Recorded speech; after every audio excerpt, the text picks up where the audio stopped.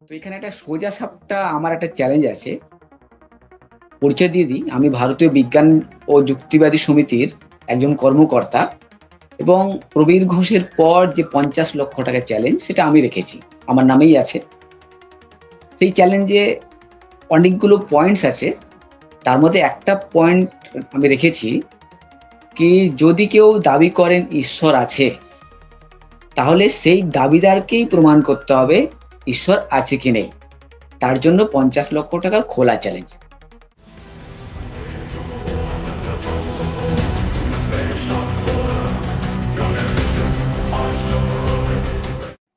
বিষয়টা হলো, আমরা নাস্তিক, আমরা নিজেকে দাবি করি আমরা ঈশ্বরে বিশ্বাস করি না।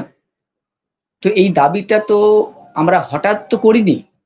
যেভাবে অনেকে দাবি করে কি নাকি আমার কাছে অলৌকিক ক্ষমতা আছে।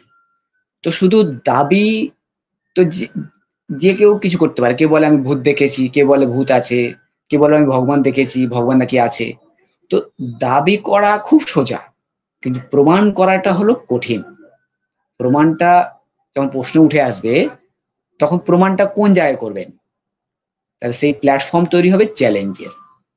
তো এখানে একটা সোজা সাপটা আমার একটা চ্যালেঞ্জ আছে।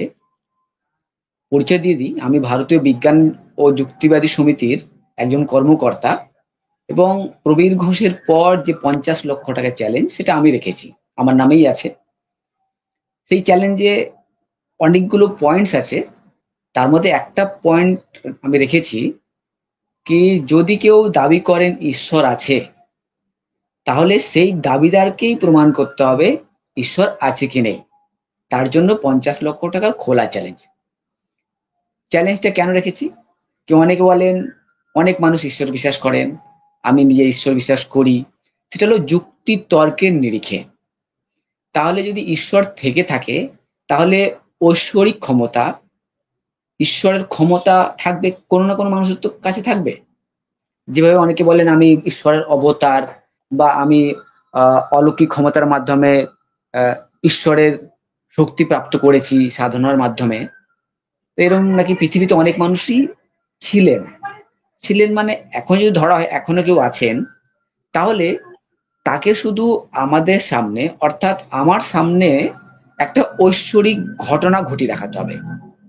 সেটার পিছনে কোনো ম্যাজিক বা কোনো কৌশল তিনি গ্রহণ করতে পারেন না। যে ঐশ্বরিক ঘটনা ঘটাবেন, সেটা হবে শুধুমাত্র ঐশ্বরিক শক্তির দ্বারাই ঘটাবেন। এবং সত্যিকার যদি প্রমাণ করতে পারেন যে হ্যাঁ, আমি যে যে ঘটনা ঘটিয়ে দেখালাম তার পিছনে ঐশ্বরিক ক্ষমতা আছে, তাহলে প্রমাণ হয়ে যাবে ঈশ্বর আছে।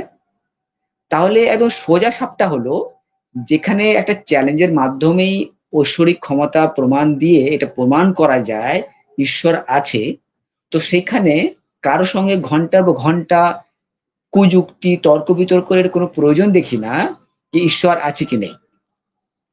কেউ যদি বলেন আমি মানি না, বা যারা নাস্তিক তারা সমাজের থাকার মতো মানুষ নয়, তারা কুযুক্তি দেন।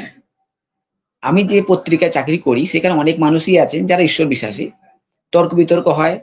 আমি যে পাড়ায় থাকি, যে পরিবারে থাকি, সেখানেও ঈশ্বর নিয়ে অনেক তর্ক বিতর্ক হয়। তো তাদের কাছে ওই একটা চ্যালেঞ্জের কথাই আমি রাখি,